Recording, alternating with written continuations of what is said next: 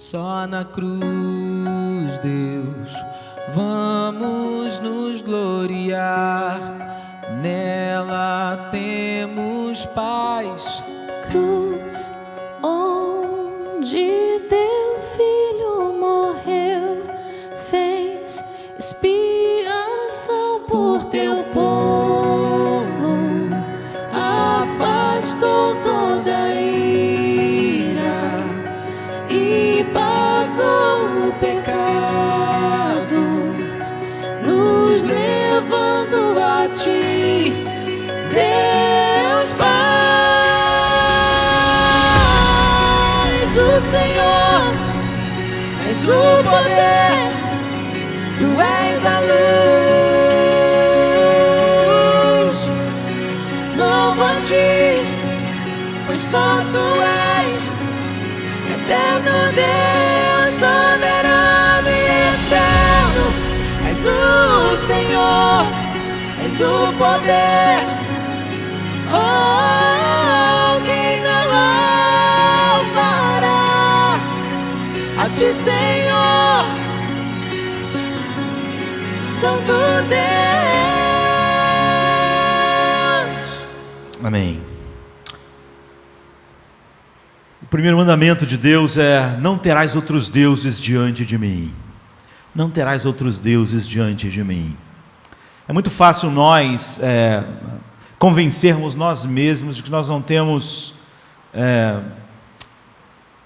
falhado em relação a isso, porque nós pensamos: olha, nós somos cristãos, nós só temos Deus como foi revelado a nós. Outro dia eu ouvi alguém dizendo, um artista dizendo: olha, eu creio em Deus, mas eu não sou uma fanática religiosa. Eu não me lembro muito bem da última vez que eu estive na igreja, mas a minha fé é verdadeira e ela tem me conduzido por um longo caminho. Depois ela começou a falar a respeito da fé dela, e a fé dela não se parecia nem um pouco com o que a palavra de Deus diz. Eu estava vendo um documentário de 1992, e o presidente George Bush, ele estava falando sobre os Estados Unidos. Ele disse: essa é a nação mais religiosa da terra, e a maior parte dela é uma nação cristã. Na verdade, nunca houve uma nação cristã, não é? Mas ele estava dizendo isso, falando sobre a importância desse aspecto. E quando ele estava falando isso, logo a minha mente foi levada a um morro em Atenas, não é? Lá no primeiro século, onde o incansável apóstolo Paulo, não é, que apanhava de cidade em cidade e que tinha saído de Tessalônica assim, com grande perigo, estava lá esperando Timóteo e Silas. Enquanto estava lá, ele disse que viu aquela cidade mergulhada na idolatria e o espírito dele se revoltou. Então ele, enquanto esperava por eles, não ficou ali imóvel, aproveitando o passeio. Paulo não era capaz de ficar num lugar e não fazer nada pelo nome de Cristo. Isso devia sacudir os nossos corações. Nós que lemos tudo aquilo que o apóstolo Paulo, que Deus usou o apóstolo Paulo para fazer, devemos lembrar isso. Ele nunca conseguia ficar, nem esperando alguns dias, seus companheiros ficar sem fazer algo a respeito da proclamação do Evangelho. Então ele visitou o centro cultural mais famoso daqueles dias, e ele usou a observação que ele tinha feito enquanto ele andava pela cidade para proclamar ali. A Bíblia diz assim: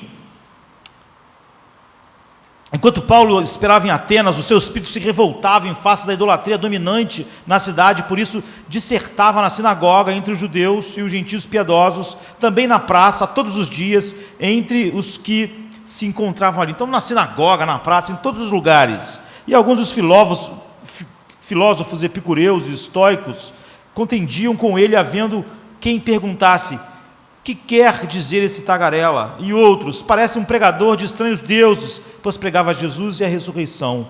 Então, tomando consigo, levaram a Areópago, dizendo: poderemos saber que nova doutrina é essa que ensinas, posto que nos trazes aos ouvidos coisas estranhas? Queremos saber o que vem a ser isso, pois todos os de Atenas e os estrangeiros residentes de outra coisa não cuidavam, senão dizer e ouvir as últimas novidades. Atos 17, 16 a 21.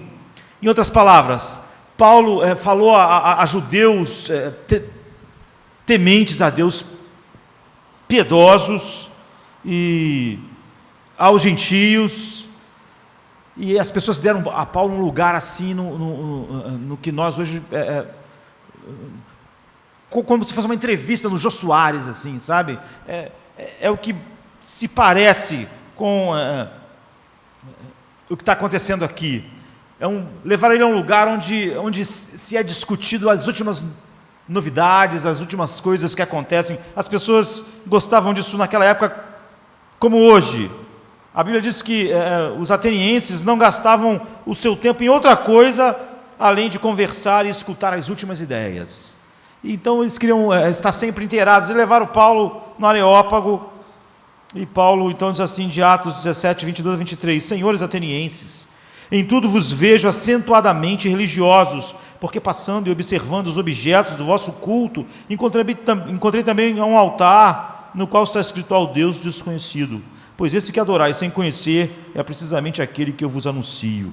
Então, você vê, Bush falou que a nação americana era uma nação cristã e os que não eram cristãos eram religiosos. Ele está falando isso como uma coisa boa a respeito daquela nação. No ano passado, um rapaz entrou numa igreja e matou 9 pessoas, atirou, assim, estava num momento de reunião de oração, matou 9 pessoas. E no enterro daquelas pessoas, o presidente Obama estava lá e falou algo, e depois eles cantaram Amazing Grace. E Obama também se diz cristão, mas tudo que ele propaga e tudo que ele impõe como governante é totalmente anticristão. Você vê, é fácil dizer que uma nação é cristã e é fácil alguns homens falarem ser cristão. Eu estava lendo uma pesquisa do Gallup e diz que apesar de quase todos os americanos se declararem assim, quando começa a fazer perguntas, e foi o que eles fizeram, as pessoas não conhecem praticamente nada a respeito, nem daquilo que é básico do que Deus falou na sua palavra. E hoje isso é tão comum aqui no Ocidente, como nos Estados Unidos, como no Brasil. Hoje no Brasil, muitos pregadores são populares. Tem muito pregador popular, muito pregador engraçado, muito pregador temático. Um só fala sobre a juventude, outro só fala sobre casamento. São pastores populares. Existem muitos pregadores populares, mas é estranho, porque a gente vive uma época em que a pregação da verdade não é popular. Agora, como pode existir pregadores populares se a pregação da verdade não é popular? Só mostra que o que é popular é aquilo que não tem relação com a palavra de Deus. Então, lá em Atenas, eles eram assim também, eram religiosos. Eles tinham Deus para cada coisa. E para que eles cercassem todas as possibilidades, eles tinham também um altar a um Deus desconhecido. E Paulo diz que estava anunciando exatamente a eles um Deus desconhecido, um Deus que eles não conheciam, um Deus que o homem com a sua mente não pode engendrar. E Paulo diz assim a respeito de Deus, o Deus que fez o mundo e tudo que nele existe, sendo Ele Senhor do céu e da terra, Ele não habita em santuários feitos por mãos humanas, Ele nem é servido por mãos humanas, como se precisasse de alguma coisa, pois Ele mesmo é quem a todos dá a vida, a respiração e tudo mais. De um só fez toda a raça humana para habitar sobre toda a face da terra, havendo fixado os tempos previamente estabelecidos e os limites da sua habitação, para buscarem a Deus, se porventura tateando possam achar, bem que não está longe de cada um de nós, pois nele vivemos e nos movemos e existimos, como algum dos vossos sábios tem dito, porque dele também somos geração. Sendo, pois, geração de Deus, não devemos pensar que a divindade é semelhante ao ouro, à prata, à pedra, trabalhados por arte e da imaginação do ser humano. Ora, não levou Deus em conta o tempo da ignorância, agora, porém, Ele notifica a todos os homens, em toda parte, que se arrependam, porquanto Ele estabeleceu um dia em que há de julgar o mundo com justiça, por meio de um varão que destinou e acreditou diante de todos, ressuscitando dentre os mortos. Quando ouviram falar da ressurreição dos mortos, uns escarneciam e outros disseram, a respeito disso te ouviremos noutra ocasião. A essa altura, Paulo se retirou do meio deles. Houve, porém, alguns homens que se agregaram a ele e creram. Entre eles estava Dionísio, o Areopagita, uma mulher chamada Dâmaris, e com eles outras pessoas mais. Então, você vê, o apóstolo Paulo faz um esforço para que essas pessoas entendam, como Bush, como Obama, sabe? Para que a pessoa saia de um obamaísmo, que é você falar que é cristão e você pensa que você mesmo estabelece o que é cristianismo. Isso é o que nos caracteriza agora. Então Paulo começa a descrever o verdadeiro Deus. Ele fez tudo que existe, Paulo diz. Ele é o Senhor do céu e da terra. Deus é soberano porque Ele criou, porque Ele sustenta e porque Ele governa todas as coisas. Quer as pessoas tenham um problema com a soberania de Deus ou não, como até muitos cristãos têm. As pessoas não podem eleger Deus para o cargo dele. Ele não está esperando o voto das pessoas. Ele não pode ser nem eleito, nem deposto. Ele não é um candidato que requer a nossa aceitação ou a aceitação de eleitorado. Mas é isso que a igreja faz parecer. A igreja e a pregação faz parecer que Deus é alguém que está esperando um voto de confiança das pessoas e uma chance. Dê uma chance para Deus. Então Ele não é uma deidade indulgente que tolera nada que esteja no lugar que só Ele está. Nenhum outro Deus, assim, obra, prazer, relacionamentos, objetos, ideologias, nada. Conquanto que Ele seja honrado de tempos em tempos. Muitas pessoas acreditam em Deus dessa forma. Ele pode realmente seguir uma ideologia contrária a Deus, e de uma semana ele pode ir lá e adorar a Deus também. Ele tem um panteão de deuses, como os atenienses. Esse verdadeiro Deus, eu diria, ele é o ditador do mundo, é o soberano do universo. Ele, como oleiro, ele controla tudo, e tudo é como barro em suas mãos. Ele governa a sua criação, como diz Isaías 29:16. E esse governo inclui as menores coisas que você possa imaginar. Em Atos 17:26, Paulo diz assim: havendo fixado os tempos previamente estabelecidos e os limites da sua habitação. Deus já estabeleceu tudo. Quantos anos você vai viver, os limites, tudo. Ele é assim. Nabucodonosor, um rei persa, né? Ele aprendeu isso da maneira mais difícil. Um dia ele estava andando pela Babilônia, que era uma das 7 maravilhas do mundo, os jardins suspensos da Babilônia, uma cidade incrível. Ele disse: olha como eu criei todas essas coisas, como eu edifiquei a Babilônia. E nós sabemos que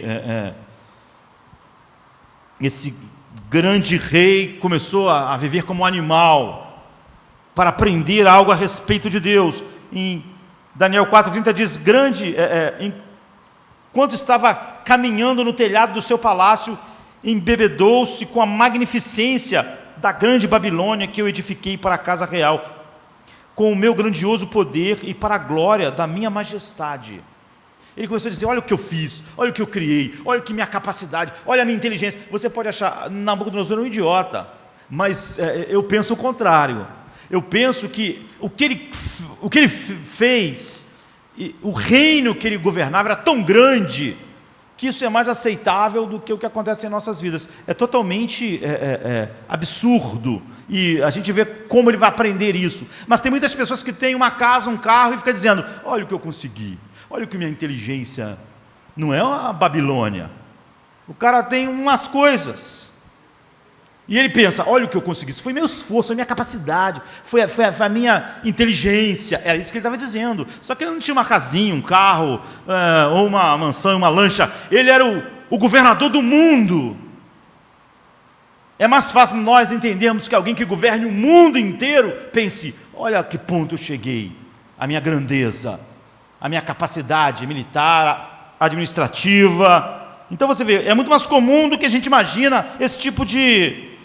Deus feriu o rei então com um tipo de insanidade, e ele ficou recluso, e suas unhas cresceram, ele ficou como um bicho. Eu estava lendo há pouco tempo uma biografia de Howard Hughes. Foi um magnata assim da aviação, enfim, ele tinha empresas que iam para todos os setores. Nasceu em 1905, morreu em 76, só que ele ficou igual Nabucodonosor. Ele era tão rico, tão poderoso. As maiores companhias de aviação americana, rede de hotéis, um monte de indústria, pertenciam a ele. E ele morou a vida quase que toda em coberturas dos hotéis mais luxuosos do mundo. Ele ficava lá e ele começou a ficar estranho, assim, igual Nabucodonosor, sabe? E ele era tão estranho que ele não podia ficar só com a suíte presidencial. As pessoas começavam a se incomodar com as estranhezas dele. Ele acabava sempre alugando um andar, o último andar inteiro dos hotéis que ele ficava. E ele ficava 5 anos. E ele foi ficando cada vez mais cheio de manias. Se você lê a biografia dele, você vê um homem que chegou ao topo do mundo exatamente nessa mesma miséria de Nabucodonosor, só que ele não teve essa saída assim. Chegou uma época que ele era tão estranho que as pessoas, mesmo em andares do hotel, assim, não gostavam de algumas coisas que aconteciam, então ele comprou um hotel inteiro para ninguém perturbar ele, para ele poder ficar lá na cobertura e ninguém perturbar ele. Era assim, esse é o nível de poder que ele tinha. Ele morreu em 76 com 40 e poucos quilos. Quando as pessoas tiraram ele lá do lugar onde ele ficava, só 1 ou 2 pessoas tinham contato direto com ele, pelas manias que ele foi adquirindo, de tal maneira ele morreu que só através de impressões digitais o FBI chegou à conclusão de que realmente era ele a pessoa que tinha morrido. Você vê, isso continua acontecendo e acontecendo, mas Nabucodonosor tem um fim diferente. Ele diz assim: mas no fim daqueles dias, eu, Nabucodonosor, levantei os olhos ao céu, tornou-me a vir o entendimento, a sanidade, e eu bendisse o Altíssimo, e louvei e glorifiquei ao que vive para sempre, cujo domínio é sempre eterno, e cujo reino é de geração em geração. Todos os moradores da terra são por ele reputados como nada, e segundo a sua vontade ele opera com os exércitos do céu e os moradores da terra, e não há quem lhe possa deter a mão, nem lhe dizer: que fazes? Agora, pois, eu, Nabucodonosor, louvo, exalto e glorifico ao Rei do céu, porque todas as suas obras são verdadeiras e os seus caminhos justos, e pode humilhar os que andam em soberba.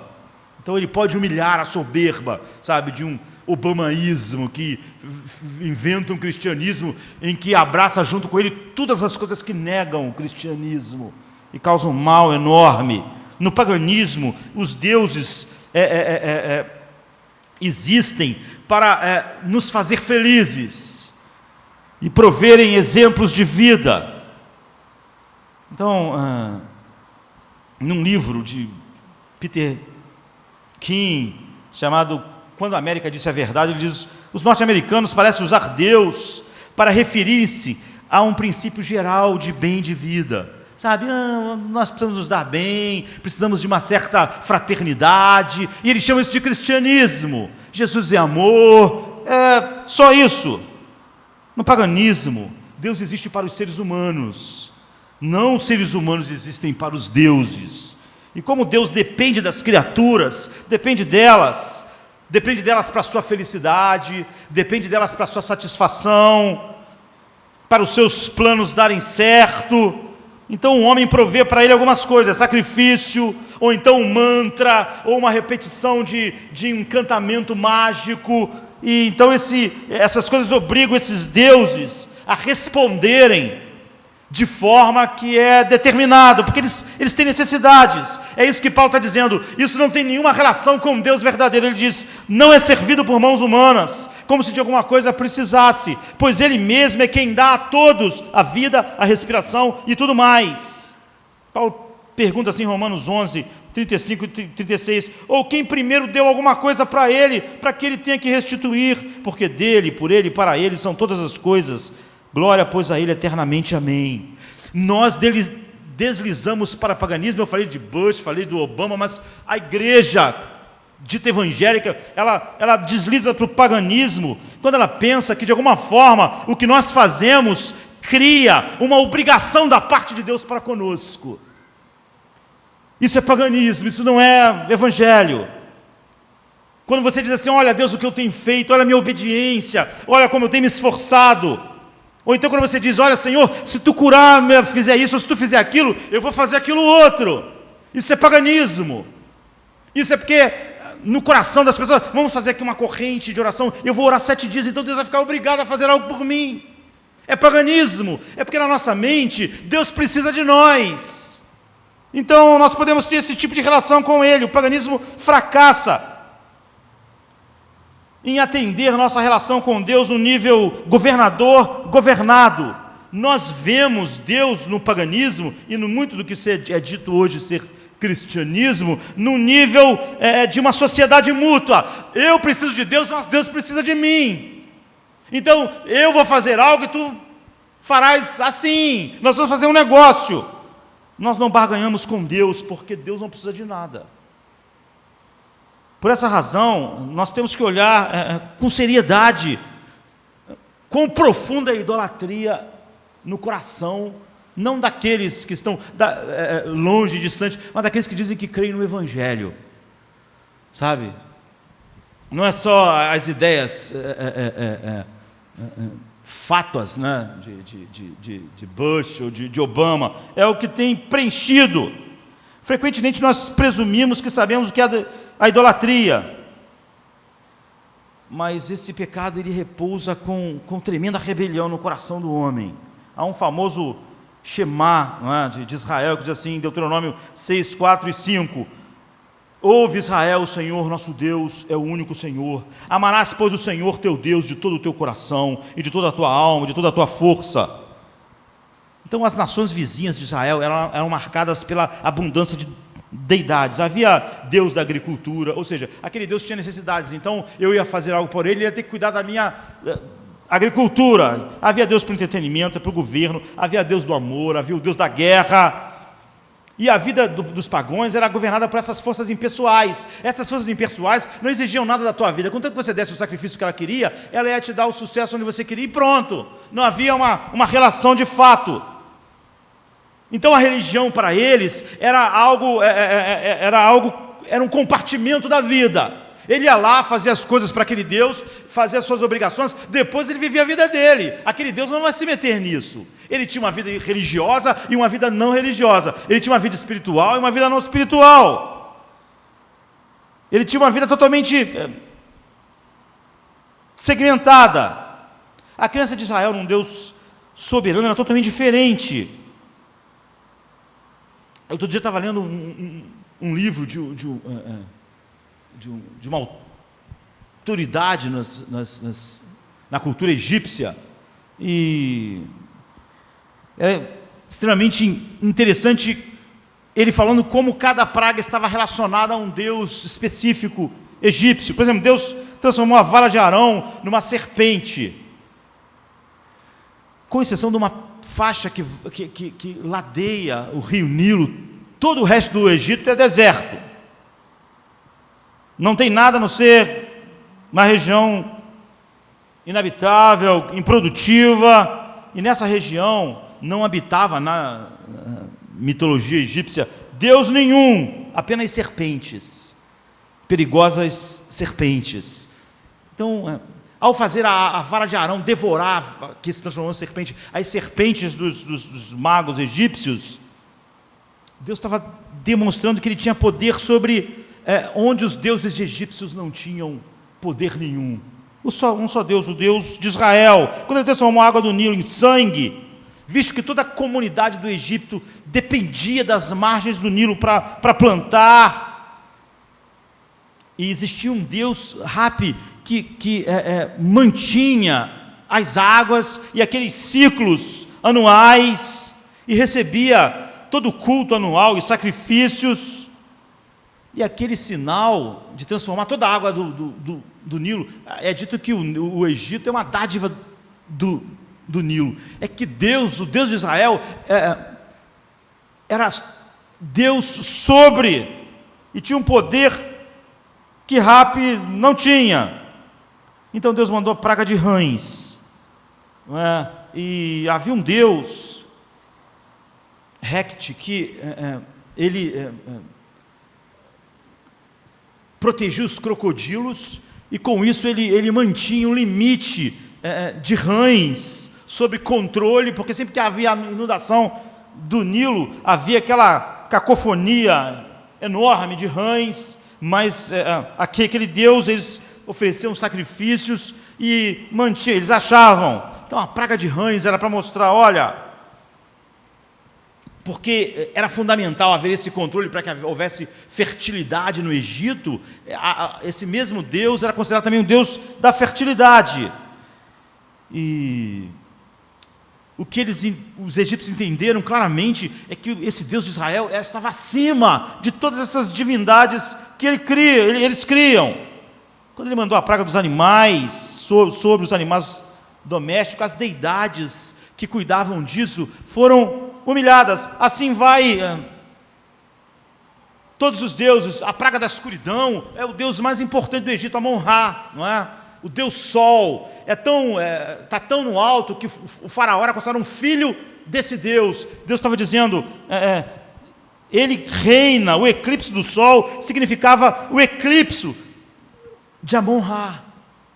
Amon-Ra não é Deus, o Deus de Israel é Deus sobre o Sol.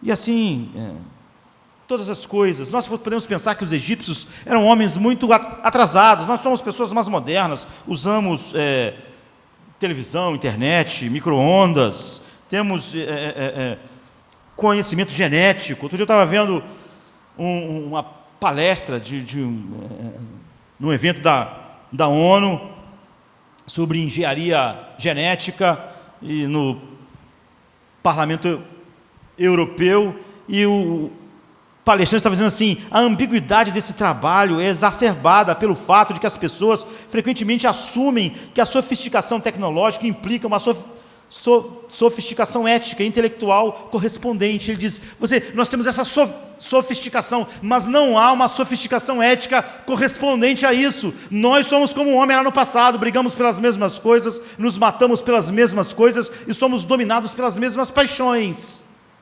É só tecnologia, é o que ele estava dizendo. Então nós não devemos pensar, baseados na nossa prosperidade material e feitos científicos, que nós estamos nem um ponto adiante daquilo que escraviza o homem debaixo de todas esses deuses que controlam o coração. Deidades locais gerenciam as nossas vidas em compartimento. É por isso que alguém pode viver aqui no domingo e achar que isso é a vida espiritual dele, e amanhã ele trabalhar igual trabalha as pessoas que não conhecem Deus, porque ele acha que aquilo lá não é mais um culto a Deus, não é mais. A vida dele é compartimentada igual no paganismo. Tem um Deus para isso, um Deus para aquilo, é uma hora espiritual, uma hora que não é espiritual, uma hora que você está diante de Deus, uma hora que você não está. Isso não é declarado, é óbvio, mas é praticado. Deus está encarregado da área da vida que eu chamo de espiritual, mas há um monte de área na minha vida que eu só chamo Ele quando eu acho que Ele pode ajudar nessas áreas. Então eu tenho um panteão de deidades: minha carreira, posses, ambição, autoestima, família, amigos, entretenimento, moda. Eu não quero que Deus se meta nisso. E na hora que combinar, tudo bem, mas se alguma dessas coisas for contrária ao que Deus quer, eu desobedeço Deus, porque eu tenho esse panteão de deuses.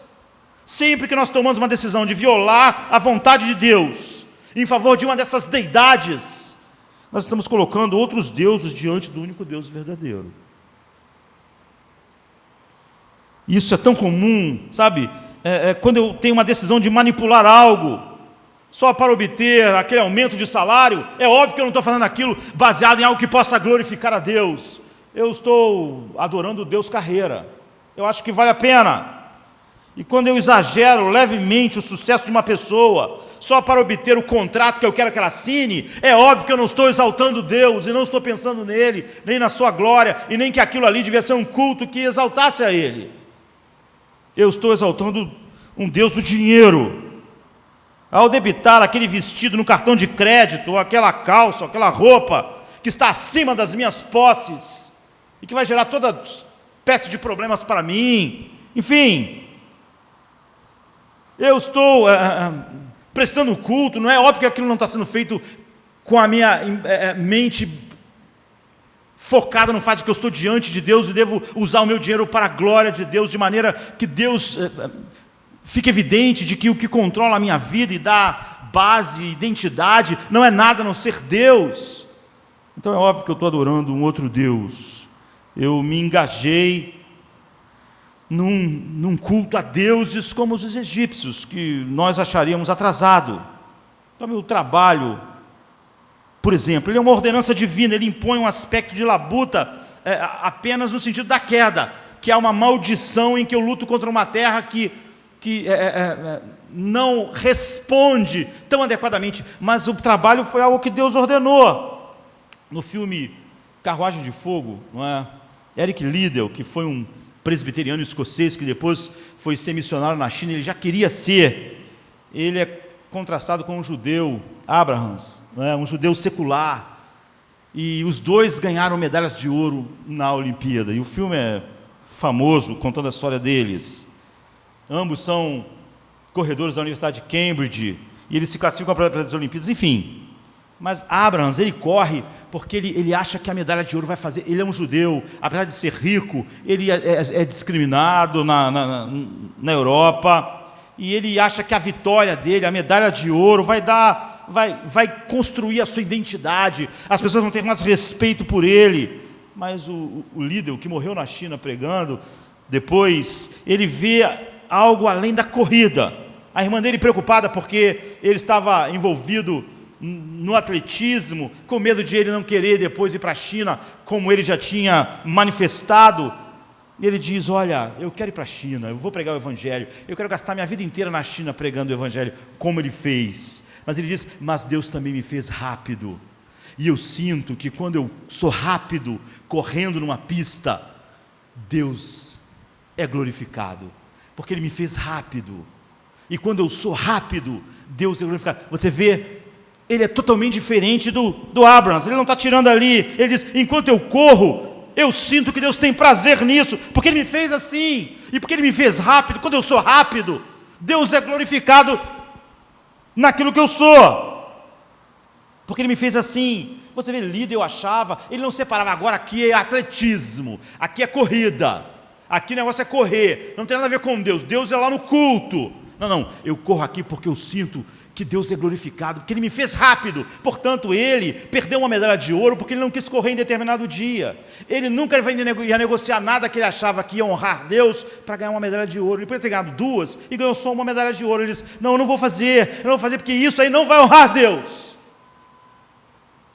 Mas essa pessoa, ele não dividia culto, adoração com isso aqui é atletismo, é minha é separado, da onde eu tiro respeito no mundo. Mas nós, muitas das vezes, temos sido líder nos cultos, mas na segunda-feira nós somos o Abrahams, sabe? É meu trabalho, isso aqui eu não ajo lá como algo que deva glorificar a Deus. Nós sentimos, você sente que Deus tem prazer em você trabalhando no que você está fazendo, e você sente isso de tal maneira que você então trabalha para que Ele seja exaltado, de tal maneira que no seu trabalho, nada que você vai fazer vai desonrá-lo, você não vai abraçar nada que o desonre, nem atitudes, nem ideias, nem ideologias, nada que o desonre. Mas isso acontece com tudo aquilo que Deus dá a nós como trabalho, que é algo bom, como sexo, um bom presente de Deus que pode virar uma depravação. O trabalho é um bom presente de Deus que pode virar uma depravação. Você vê, o Eric Liddell correr e ganhar medalhas de ouro e entrar para a história do atletismo não mudou nada na vida dele. Nós estamos cercados de ídolos, e todos os ismos da taxonomia psicológica, né, que vai dando nome aos nossos ídolos como se eles fossem outra coisa. Nosso problema básico não é uma doença psicológica. Tudo que nós falamos que é um problema psicológico, na verdade é eufemismo para a nossa idolatria. Então nós precisamos olhar para as nossas vidas, ao olharmos para esse mandamento, e olhar toda a nossa vida nessa perspectiva. Nós podemos tudo de bom transformar em algo que é oposto a Deus. Outro dia eu estava vendo um ganhador do Prêmio Nobel, já morreu, mas um documentário, Sir John Eccles, ele ganhou o Nobel por trabalhos com sinapse no cérebro, é um dos maiores neurofisiologistas que existiu. Ele diz, olha, qual o problema da ciência? E ele, que é um dos maiores de todos os tempos, é que ela quer fazer, ela quer ir além do que ela pode fazer. A ciência só pode dizer como as coisas funcionam. Elas não podem falar a razão da nossa vida. Ela não pode falar dos anseios dos nossos corações. Ela não pode. Quando ela tenta fazer isso, ela se torna uma superstição, porque ela está falando sobre coisa que ela não pode fazer. Eu posso dizer como o cérebro funciona, mas é só isso que eu posso dizer. Isso está muito longe de dizer o que é uma pessoa, porque ela é assim, porque ela tem essas necessidades, porque ela tem esses anseios. Então, ele diz assim, a ciência não pode explicar a existência de cada um de nós como um ser, uma pessoa única, nem pode responder a tais questões fundamentais como quem sou eu, por que eu estou aqui, como eu cheguei a estar em um determinado lugar e tempo, o que acontece depois da morte. Tudo que a ciência tenta fazer a respeito disso, ela está tentando substituir Deus, e ela não tem nada para trabalhar, porque a gente só pode trabalhar com dados para saber como as coisas funcionam. É isso que ciência é. E quem está falando isso não é um idiota da esquina, é o ganhador do Prêmio Nobel de Medicina. Ele diz assim, a ciência foi longe demais em tentar suprimir ou destruir a crença do homem na sua grandeza espiritual, e deu-lhe a crença de que ele é apenas um animal insignificante, que veio a surgir por acaso, sendo então completamente insignificante sua existência, estando perdido num planeta insignificante na imensidão cósmica, não tendo nenhuma razão para a vida. Stephen Hawking, está vivo, um cientista de Cambridge, ele diz assim, a meta final da ciência é provar uma única teoria que descreva todo o universo. É sobre isso que Eccles estava dizendo. Isso é superstição, a ciência não pode fazer isso, ela não pode explicar um monte de coisas, nem agora e nem nunca. Porque ele diz assim, Hawkins, isso vai ser o triunfo da razão humana, porque nós vamos ler a mente de Deus, entre aspas. Ele está fazendo eco ao paganismo de Platão, quando a ciência declara que o universo é eterno, quando fala que a matéria se autocriou, ou que o acaso criou. Não existe acaso. Nunca escute ninguém falando sobre isso aconteceu por acaso, e pense que existe uma coisa chamada acaso. Acaso é só uma palavra que a gente dá, aquilo que a gente não entende, aquilo que a gente não pode aferir, mas não existe uma coisa chamada acaso. O acaso criou a vida, o acaso não existe. O que é acaso? Por exemplo, eu jogo cara ou coroa com vocês, a gente vai dizer deu cara ou deu coroa por acaso. Você fala, lógico que não foi por acaso. Não tem um troço chamado acaso que diz, vai dar coroa agora eu quero cara. Isso é ridículo. O que acontece é que se nós soubéssemos quanto de força foi colocado, quantos rodopios a moeda ia dar, e se pudéssemos calcular tudo isso matematicamente, tivesse todos esses fatores, nós saberíamos o que ia dar. Mas nós não temos todas essas informações. Como a gente não consegue explicar, a força, a gravidade, como a gente não consegue medir todas essas coisas quando lançamos a moeda, o resultado a gente diz que é por acaso. Está vendo? O acaso não é um ser, não é uma coisa. O acaso não cria nada, porque o acaso não existe. Dizer que uma coisa se autocriou é fazer uma afirmação ilógica, irracional, ou então que uma coisa foi criada por acaso. Então, o principal astrofísico de Harvard, Gingerich, ele é professor, ainda está vivo, nasceu em 1930, e ele argumenta exatamente a respeito disso, e diz, como alguém que tem um coração capturado tanto pela beleza do cosmos, ele é um dos maiores cosmologistas do mundo, Ele diz, olha, a imensidão do cosmos faz nós chegarmos à conclusão óbvia de que há um ser responsável por trás de tudo isso. Nós, como ciência, só conseguimos dizer como as coisas estão funcionando, exatamente porque há uma racionalidade em tudo. Há matemática e física por trás daquelas coisas que a gente está vendo. E ele diz, contudo, esse é o lugar onde a teologia natural acaba. A ciência não pode explicar a razão pela qual nós estamos aqui. Ele fala a mesma coisa. Não é? Nós podemos fazer de qualquer coisa um Deus.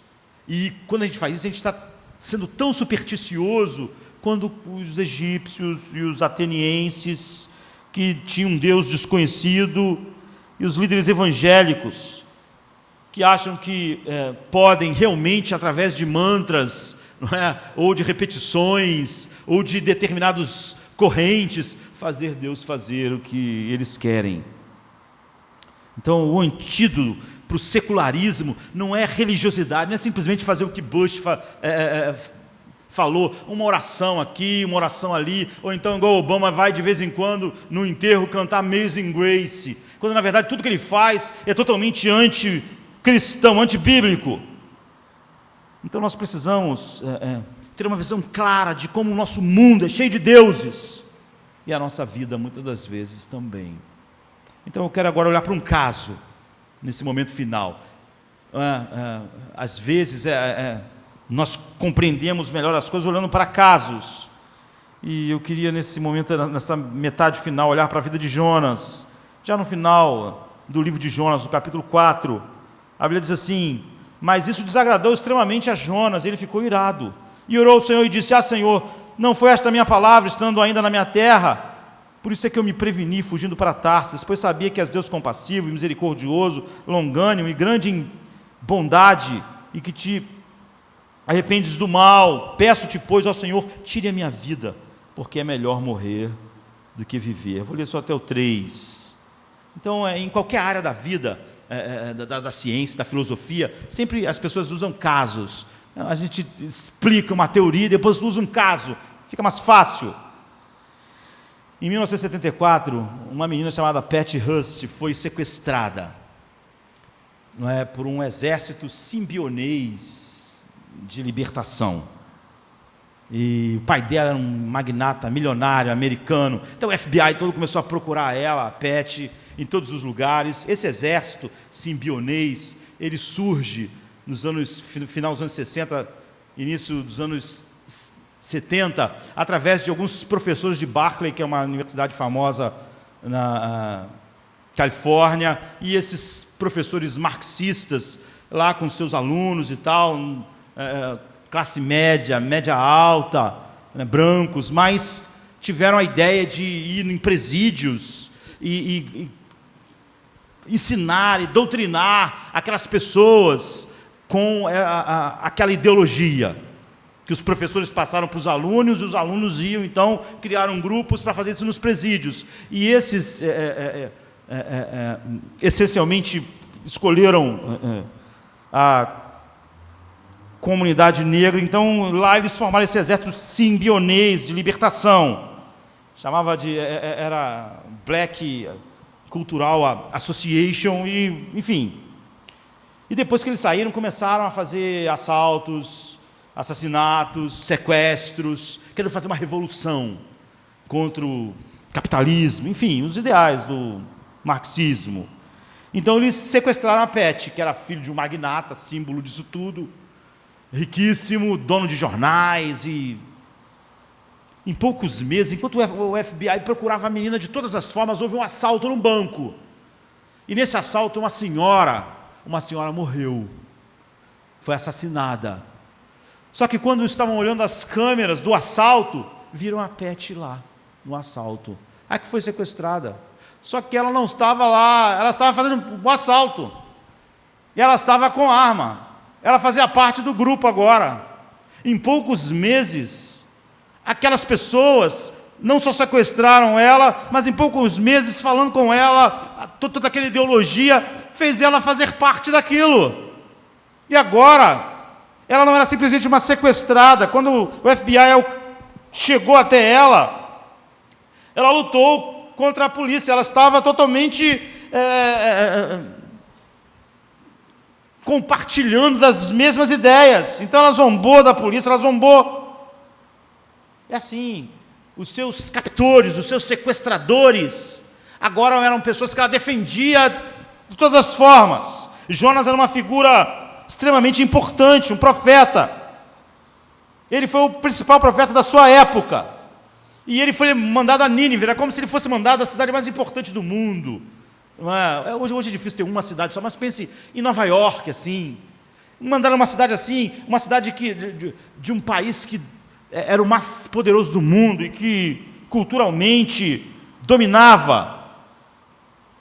E imagine se você fosse mandado a Nova York, ou ao Rio de Janeiro, ou a Paris, e você pregasse, e a cidade inteira, os milhões da cidade se convertessem, e todos se ajoelhassem e chorassem. Imagine o Rio de Janeiro fazendo isso hoje, todo o Rio de Janeiro se prostrando e dizendo: nós nos arrependemos, foi o que aconteceu.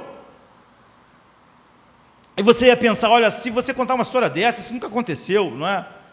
Só uma vez. Mas se você contasse que alguém foi a Nova York e pregou e a cidade inteira se reuniu no Central Park, e todos se prostraram, do prefeito a todas as autoridades, e todo mundo se converteu, todo mundo se arrependeu, você pensa: vai acabar a história. E ele vai dizer, e ele foi para casa feliz, mas ele queria morrer. Agora, o que tinha acontecido com Jonas para presenciar a coisa mais incrível que alguém poderia presenciar e querer morrer? Ele disse: eu estou pronto para morrer, Senhor, é melhor tu tirar a minha vida do que... O que tinha controlado Jonas é o que controla muitas das vezes cada um de nós. Uma coisa boa de Deus se torna o nosso captor, se nosso sequestrador, igual da Pet, que agora, quando ela começou a assaltar bancos, ela escolheu outro nome, era Tânia. E nós somos assim, e quando alguém vem tocar nos nossos ídolos, que são os sequestradores que nos tiram de tudo aquilo que pode dar vida à nossa alma, nós rosnamos para quem fala sobre os nossos ídolos, como ela atacava o FBI, quando o FBI estava lá para salvá-la, para tirá-la daquilo. Jonas era então co-conspirador do seu próprio sequestro, como todos os homens que abraçam ídolos, como a Pet que virou Tânia. Quando Deus veio falar com Jonas sobre aquilo que tinha capturado Jonas, esses ídolos, Jonas ficou furioso com Deus, como a Pet com o FBI. Pequenos deuses, pseudos ídolos, não é? Coisas que nós adoramos, vinculamos nossa vida e falamos que não podemos viver ou ser felizes ou ter prazer de viver se aquilo não estiver funcionando. Estamos vinculados a eles. Nossa idolatria nos une. Se eles forem tirados de nós nos sentimos miseráveis. Então Deus, em sua graça, naquelas pessoas que Ele deu a Cristo, Ele vai mexer exatamente nessas coisas. Ele diz no primeiro mandamento, quando a gente viu: eu sou o Senhor teu Deus, não terás outros deuses diante de mim. Todos os outros deuses são impostores. Todos os outros deuses não podem dizer para você: está consumado. Todos os outros deuses falham, te colocam sob escravidão. Como John Donne falou num livro famoso, ele disse: leva-me contigo e prenda-me, falando com Deus. Leva-me contigo e prenda-me, pois a não ser que tu me encantes, jamais eu serei livre. Nem nunca serei casto, exceto que tu me violentes. Ele está dizendo: eu sou como a Tânia, eu sou como Jonas. Se tu não fizeres isso, e esse é o primeiro mandamento. Se você tiver qualquer Deus diante de Deus, outro Deus, você está em cativeiro, você está escravizado.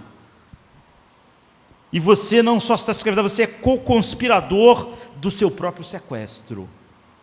A coisa que você menos gosta é quando alguém falar a respeito desses ídolos. Olha para Jonas.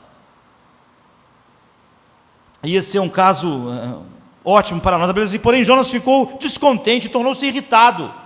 E ele orou ao Senhor: Senhor, não é o que eu disse, eu não quero mais viver. O que está acontecendo? Nós podemos recapitular a definição. Jonas estava na maior cidade do mundo, mas essa cidade era inimigo de Israel. Esse era o problema de Jonas. O rei fez um decreto, todos se arrependeram. Era como se uma cidade dessa que a gente mencionou toda se arrependesse. Mas aquilo não podia trazer felicidade a Jonas. Algo que você pode pensar assim: olha, como ele pode não ficar feliz? Normalmente as pessoas têm deuses diferentes e elas agem da mesma forma, e elas não compreendem muito porque o outro é apegado ao seu Deus. Então Jonas está pronto para cortar os pulsos, está pronto para morrer, ele não vê mais sentido na vida, porque Jonas estava orgulhoso da sua nacionalidade, ele era orgulhoso do seu povo, ele era orgulhoso de ser um judeu, ele era orgulhoso de tudo aquilo que a sua herança, a sua cultura, aquilo dava identidade para ele. E aquele povo que estava sendo perdoado era uma ameaça àquilo que era mais importante na vida de Jonas, que era Israel. E ele estava preocupado com a segurança de Israel, a segurança nacional. Você vê, isso é bom, é uma coisa boa, mas o amor por Israel se tornou uma espécie de racismo em Jonas, que ele achava que qualquer coisa que colocasse o povo dele em mínimo perigo devia ser destruído. Ele disse: eu sabia que isso podia acontecer, eu queria que esses assírios sujos fossem varridos do mapa, e eu tinha medo exatamente que eles se arrependessem e eles não fossem varridos do mapa. Você vê, é óbvio que ele não está colocando Deus no centro das coisas, o que está no centro para ele é Israel. Não é mal em si, ele ama Israel, você vê, mas agora Israel é um Deus para ele, é uma idolatria. Seu amor natural pelo seu povo e por aquilo que Deus tinha escolhido Israel para ser, se tornou essa coisa distorcida e doentia, porque se transformou num ídolo. Se Israel estivesse ameaçado, ele não tinha mais alegria de viver. Se Israel estava ameaçado, ele sentia que tudo pelo qual ele existia estava se esvaindo, porque é dali que ele tirava a sua identidade, é dali que ele tirava a razão para acordar no outro dia. Se Israel não estava seguro, ele não podia ser feliz. Você já pensou nisso alguma vez? Se eu perder isso, eu não vou ser feliz. Se eu perder essa pessoa, eu não vou ser feliz. É o que Jonas está dizendo. Se Israel não estiver seguro, eu não posso ser feliz. Se isso que eu amo não estiver em segurança, eu não posso, eu vou ser miserável. Essa é a coisa óbvia, não é? Pela qual ele vivia. Então ele está dizendo agora: se Israel está em perigo, minha vida não tem mais sentido, eu não tenho nenhum propósito, eu estou pronto para ir, eu estou pronto para morrer. Você vê, ele continuava crendo em Deus, ele era um profeta, como muitas pessoas vão se dizer: não, eu creio em Deus, eu não creio em ídolos. Ele serviu a Deus desde que ele pudesse usar Deus para abençoar Israel. Se a agenda de Deus fosse oposta de abençoar Israel, então ele não queria mais viver, porque a agenda dele não era Deus, a agenda dele era Israel, era o seu verdadeiro propósito, o seu verdadeiro objetivo, era um Deus real, o interesse político por Israel, o interesse da segurança de Israel. Se Deus se encaixasse nisso, ele estava feliz, mas se Deus não se encaixasse, ele estava infeliz, porque é óbvio que Deus não tinha nada a ver com o centro da felicidade de Jonas. Como qualquer pessoa que diz a Deus: se eu perder isso, Deus, se tu deixar essa pessoa embora, se eu não tiver isso, eu vou ser feliz, ou então vive amargamente mesmo. De repente Jonas tinha dito para Deus antes: eu não vou fazer isso. Depois nós sabemos que ele foi engolido por um peixe, ele foi. Todos nós conhecemos a história, e todos nós podemos dizer que essas realidades passaram e passam pelas nossas vidas. Sabe quando você diz: eu tenho que ter isso para ser feliz, essa situação tem que continuar para ser feliz, se isso aqui se romper, eu não vou ser feliz, eu não vou poder viver plenamente, nem ser útil para Deus. Qualquer coisa qualquer relação que você tenha com qualquer coisa que seja inegociável, não, Deus quer isso, tudo bem, mas Deus quer, não, isso aqui não, isso aqui são os meus amigos, isso aqui não é negociável, Deus, isso aqui não, isso aqui está fora. Qualquer coisa que você diga que é inegociável, esse é o seu Deus. Jonas diz: eu obedeço a ti em tudo, mas Nínive não, porque Nínive vai botar em perigo Israel, isso não é negociável, sabe? é sutil, porque o mesmo Deus para um pode não ser para outro. Outra pessoa podia não ser tão apegada à segurança de Israel assim, mas seria outro Deus. Então, a maior parte dos cristãos não vão dizer, eu tenho outros deuses. Nem Jonas dizia. Mas temos certas coisas não negociáveis em nossas vidas. Nós temos que ter um certo nível de segurança financeira, ou então nossa vida é miserável, ou então a nossa vida não pode se regozijar e ser útil para Deus no mundo. Nós temos que ter um certo nível de aprovação e popularidade. A ideia de viver com Cristo me fazendo impopular em alguns lugares, ou para uma roda de pessoas, ou para o mundo, me incomoda. Eu acho que não vou poder viver sem esse certo nível de popularidade, um certo grau de certeza. Se eu não tiver certeza, isso me perturba completamente. Eu quero ter algo e quero ter certeza que aquilo vai estar comigo. E qualquer coisa que ameaça isso me faz miserável. É óbvio, sempre assim. Se eu tenho que ter um certo nível de popularidade, quando as pessoas me rejeitam, eu fico miserável. Eu fico como Jonas. Porque está sendo ameaçado aquilo no qual a minha vida está repousada. Como Jonas, aquilo sobre o qual a identidade dele estava, que era Israel, estava ameaçado. Agora ele estava infeliz.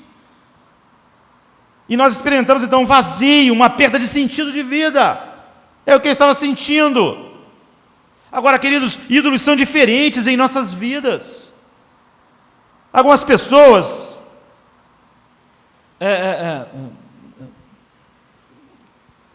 têm o seu coração fixado de maneira diferente em coisas diferentes. Nós não temos tempo para discutir como isso se forma, mas o que o apóstolo Paulo diz, por exemplo, é que todos os homens, por um motivo ou por outro, trocam o Criador pela criatura, por algo criado. Então, no fundo do seu coração, você conhece aquilo que você diz, olha, se eu tiver isso, eu vou me sentir seguro. Se eu não tiver certeza, se eu não tiver certeza que eu vou ficar saudável, a minha vida fica... É porque a tua saúde é mais do que só uma dádiva de Deus. É um ídolo. Você não pode conviver com a ideia de não ter saúde. Se eu conseguir isso, eu vou me sentir bem comigo mesmo, eu vou sentir que eu vou ter autoestima. Se eu não tiver isso, eu não vou ter uma autoestima boa. Se eu conseguir isso, a minha vida vai valer a pena. Se eu tiver essa coisa, eu vou ser feliz. Mas se eu não tiver, eu vou ficar tão feliz que a vida perde o sentido, dá vontade de morrer. Então, se você é um tipo ansioso, você precisa de certeza, porque você não pode correr riscos. Se você acha que está em risco alguma coisa, você não tem certeza, você é obrigado a conviver com a incerteza, você despenca. Se você é um tipo mais relacional, você não pode viver sem a aprovação das pessoas. Se as pessoas te desaprovam, então você vai para o buraco. Você só vai estar bem com Deus vivendo para Ele, para a sua glória, enquanto esse nível aceitável estiver ali. Você precisa de alguém que diz, eu te amo, eu te amo, eu te amo. E se não tiver essa pessoa, a sua vida é infeliz. Agora você vê uma pessoa que não é assim, dependente e relacional, vai poder conviver com a incerteza. E o que não consegue conviver com a incerteza, às vezes não é esse tipo irracional. Você vê quando as pessoas se convertem. Quando as pessoas se convertem, isso logo fica evidente. As pessoas logo não têm problema com algumas coisas e têm problemas com outras, como se realmente elas pudessem escolher as coisas. Como eu disse no momento do louvor, Jesus disse, você tem que negar a si mesmo, não é algumas coisas. É a si mesmo. É a si mesmo. Quando você diz isso aqui sim, isso aqui não, é óbvio que você não está negando a si mesmo. Você está negando uma coisa, e você está decidindo o que você não nega. Você não negou a si mesmo. Então, quando as pessoas entram na fé cristã, então elas entram, e você vê que elas têm interesses, e elas veem as coisas de maneira diferente, naquilo que a Bíblia exige.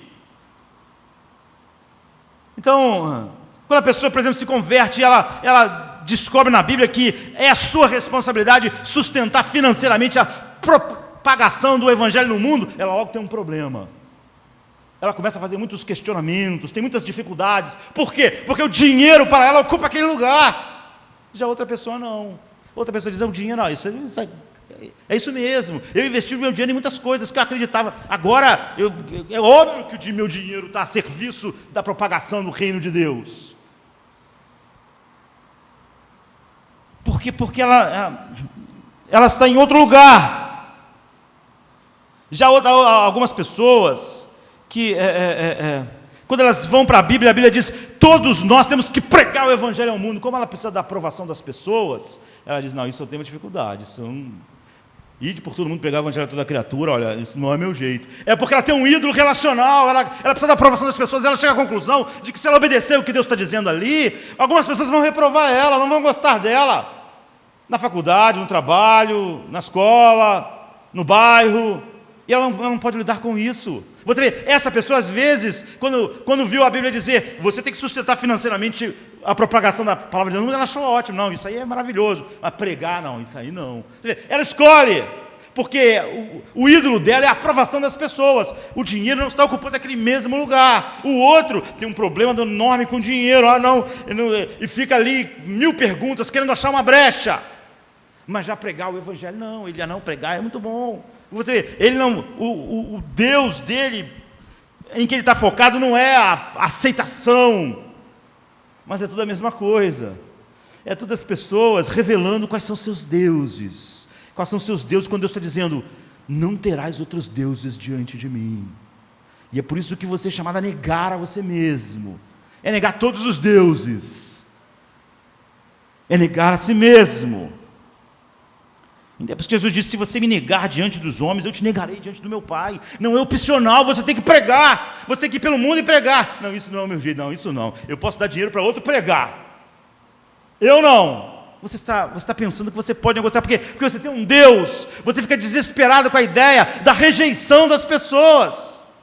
Como Jonas estava desesperado com a ideia de Israel estar em segurança, sabe? Então algumas pessoas, quando se tornam cristãs e leem que ela tem que sustentar, o dinheiro dela tem que fazer parte da sua conversão, ela tem um derrame cerebral. Ela não pode, ela inventa 1000 histórias para dizer que não.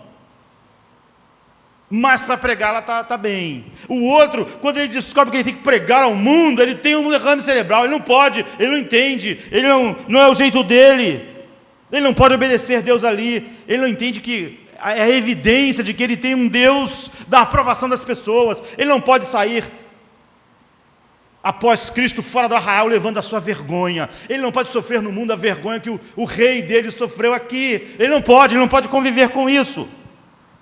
Porque certas coisas que controlam mais uma pessoa são diferentes das coisas que controlam outra, mas são tudo deuses. Beck Piper é um escritor famoso, falando sobre como as coisas nos controlam. Ele diz assim, o que quer que nos controla é o nosso Senhor. A pessoa que procura o poder é controlada pelo poder. A pessoa que busca aceitação é controlada pelas pessoas que ela quer agradar. Nós não controlamos nós mesmos. A pessoa que ama o dinheiro é controlada pelo dinheiro. Nós somos controlados pelo Senhor da nossa vida. Quando Deus é Senhor, então Ele é o único que controla, Ele tem o poder final. Então nunca mais existe pechinchas. Você nunca diz para Deus, eu vou dar mais dinheiro, mas pregar eu não vou. Eu vou dar até o dobro, eu vou dar o triplo, mas não pregar não. Ou então, Senhor, eu vou pregar para todo mundo, mas dinheiro não. Não tem mais pechinchas, porque você não tem senhores. Você tem o Senhor, você negou a sua vida, você não tem deuses que te controlam. Jonas estava falando para Deus, qualquer coisa, menos pregar para os assírios. Isso não, isso eu não posso. Por quê? Porque ele tinha um Deus que era a proteção de Israel. Deus estava revelando a Jonas o seu ídolo. Ídolos nos enfraquecem, ídolos nos escravizam. E nós normalmente somos como a Pet, como a que depois usou o nome Tânia, que se juntou com os sequestradores. Normalmente esses ídolos são a nossa destruição, nos capturaram. E nós, quando alguém toca no ídolo de dinheiro, nós levantamos contra, como ela se levantou contra o FBI. Quando alguém toca no ídolo da aceitação, eu digo, não, eu fico ofendido, eu não quero. Eu rosno. Jonas está rosnando para Deus. Ele está dizendo que isso está fora. Querido, como você eventualmente pode ficar livre de perda de poder, de perda de popularidade, de perder amor, de perder certeza, de perder status? Como a gente pode ser livre disso, de todas essas coisas, de todas essas prisões, de todas essas escravidões? Olhar todas essas condições inexoráveis da vida, enfrentá-las como um filho de Deus. Deus perguntou a Jonas assim no versículo 4, você tem algum direito de estar com raiva? Ele está levando Jonas a pensar a respeito disso. Jonas, o que está fazendo você ficar irritado? Você já pensou, por que tanta irritação? Qual é a base disso? Veja o que está conduzindo você a isso. Ele nunca pensou nisso. Normalmente é assim, ou a pessoa que tem um problema com dinheiro, ela nunca vai querer pensar muito a respeito disso. Jonas não queria pensar. A pessoa que tem problema com popularidade para ter autoestima, não vai querer pensar a respeito disso, e se ofende.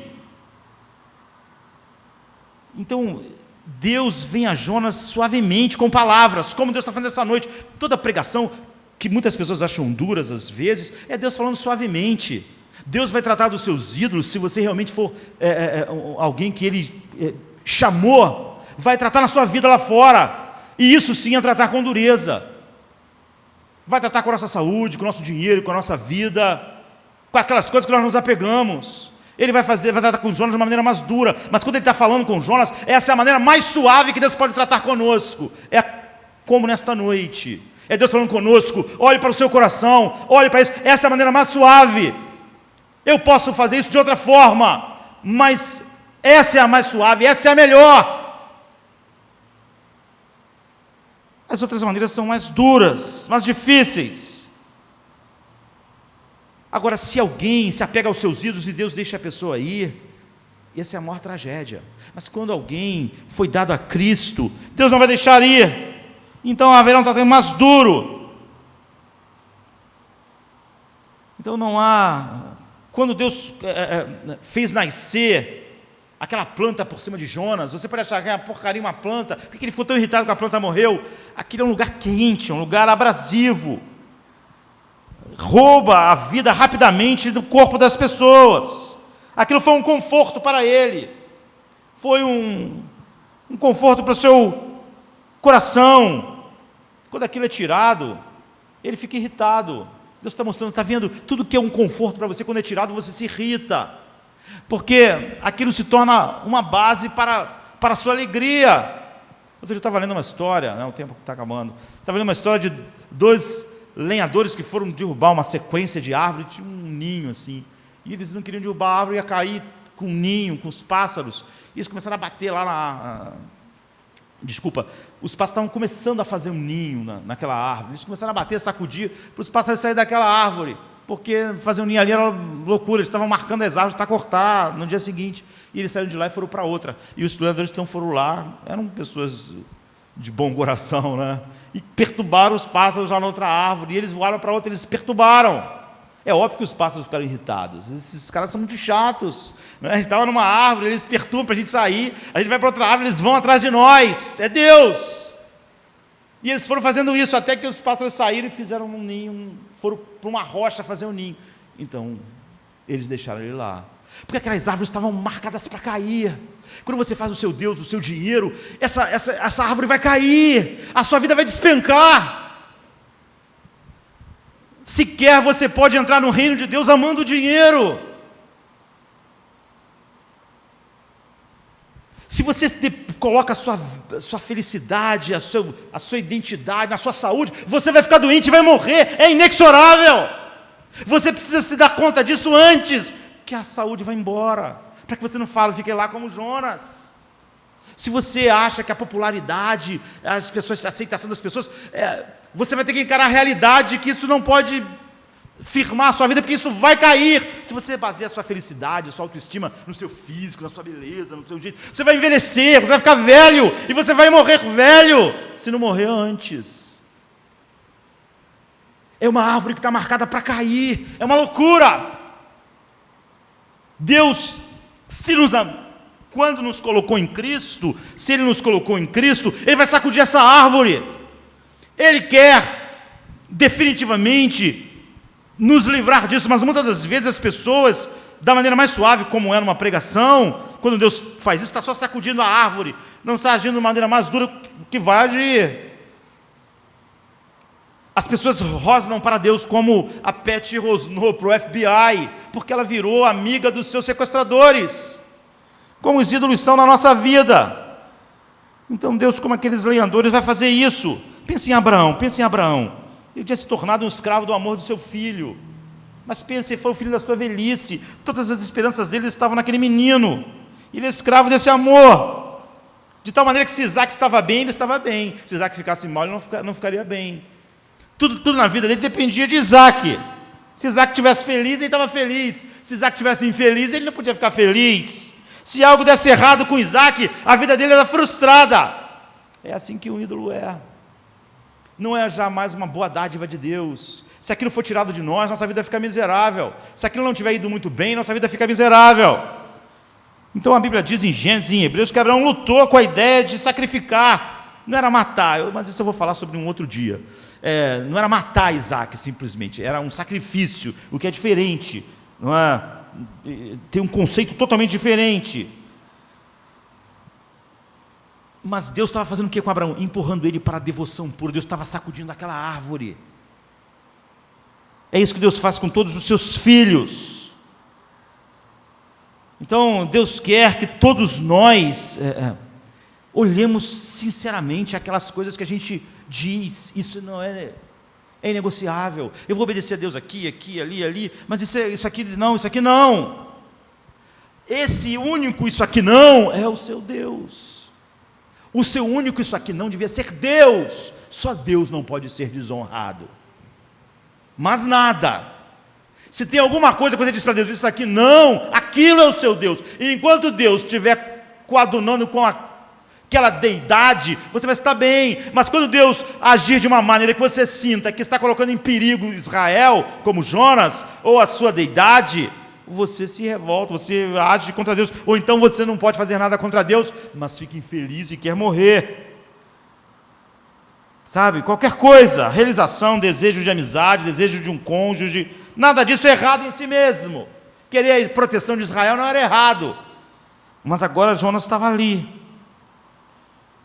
Você vê Maria, ela era uma adolescente, ela foi chamada para algo difícil, ficar grávida, sem estar casada ainda, numa época que isso podia dar até em morte, ser marcada para o resto da vida. Várias vezes você vai ver que os fariseus falando com Jesus falavam sobre nós temos pais, porque ele teve que conviver com a ideia de que ele era um filho bastardo, que a mãe dele ficou grávida antes de ser casada, ninguém podia ter certeza quem era exatamente o pai. Agora imagine uma menina como Maria, ela só queria casar e ter uma vida normal, e ter uma reputação decente, e não ficar a vida inteira carregando algumas pessoas a maldade de uma reputação não decente para ela. Mas ela não falou, eu estou pronta para morrer, se todo mundo pensa isso de mim, se o mundo inteiro ficar pensando isso de mim a vida inteira e do meu filho, eu não quero mais viver. Não, ela diz, eis-me aqui, faça segundo a sua vontade, a tua palavra na vida da tua serva, é isso, não há nada. Ela diz, não, isso eu não vou negociar, isso é inegociável, eu não vou ser mal compreendida para o resto da vida pelas pessoas. Então, para encerrar, uma das coisas frustrantes para muitas pessoas no livro de Jonas, é que ele é confrontado por Deus essa última vez, em sua idolatria, e o livro termina. E alguém já me perguntou assim, então como é que acaba? Jonas mudou ou não mudou?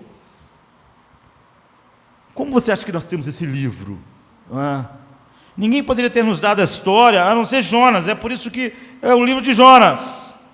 Ninguém podia falar sobre o que estava no coração dele, o desejo dele de morrer, e todas essas coisas. Não é só Jonas escrevendo sobre a sua infantilidade ao ter um ídolo que controlava a sua vida, é um homem humilhado que, por não ter mais um ídolo da respeitabilidade, como muitas vezes nós temos, ele estava pronto a contar, eu fui assim, eu fui infantil, eu fui mesquinho, eu tinha um Deus, eu falei, eu quero morrer. Ele escreveu isso no livro, para a gente estar falando agora aqui, 3.000 anos depois, a respeito. Mas isso tudo é um processo, queridos. Você vê que Jonas várias vezes lidou com isso, e isso aparecia de uma outra forma. A primeira vez ele orou dentro do peixe, e no capítulo 2, versículo 8, ele diz assim: aqueles que se agarram a ídolos inúteis não podem experimentar a sua graça, como os assírios. Eles perdem a graça por se apegar a ídolos inúteis. Jonas também fazia isso.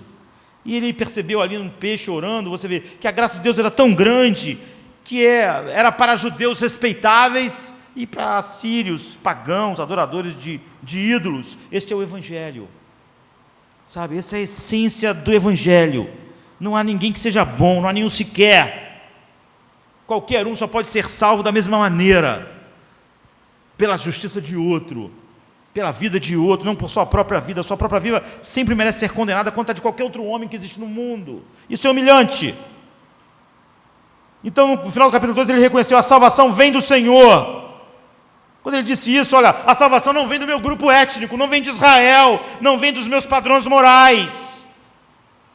Ela vem do Senhor. Deus salva. Só Ele salva. E todos nós, os assírios, precisamos ser salvos por Deus.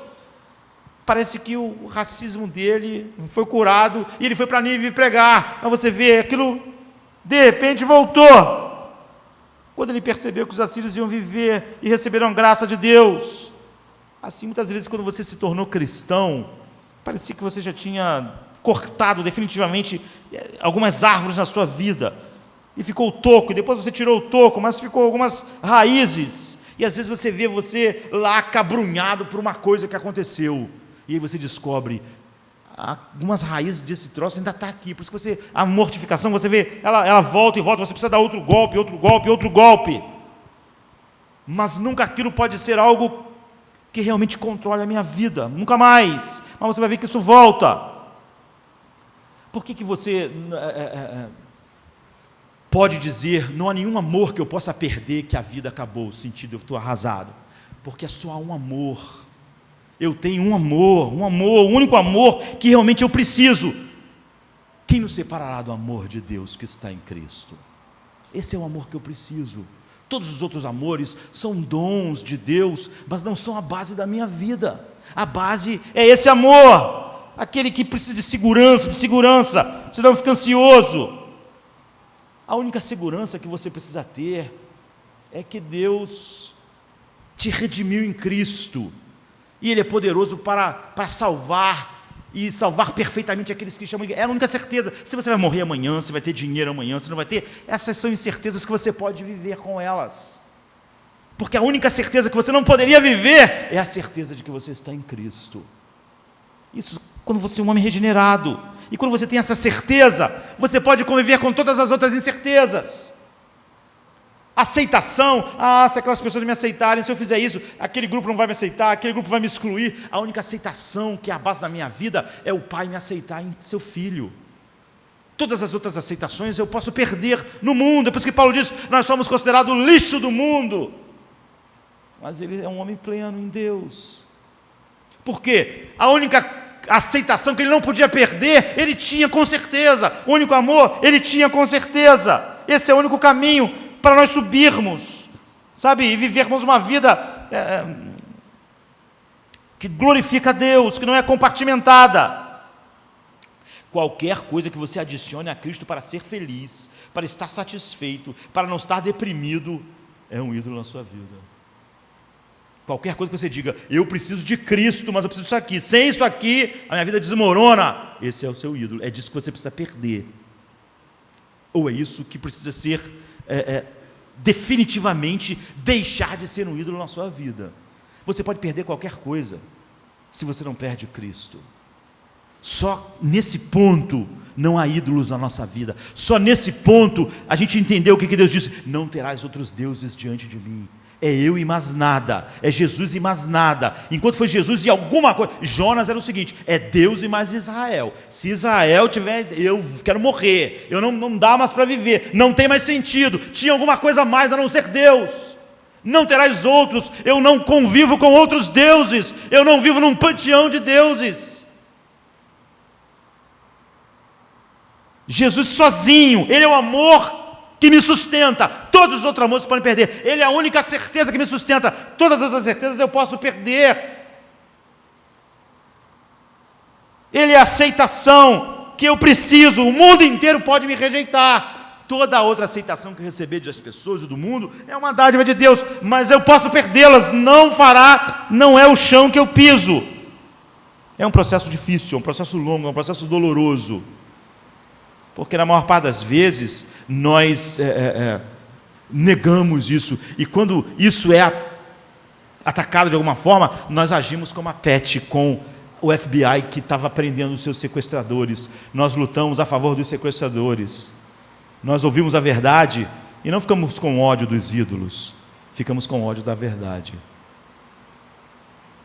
Ficamos como Jonas, porque Deus usou uma planta e usou um verme.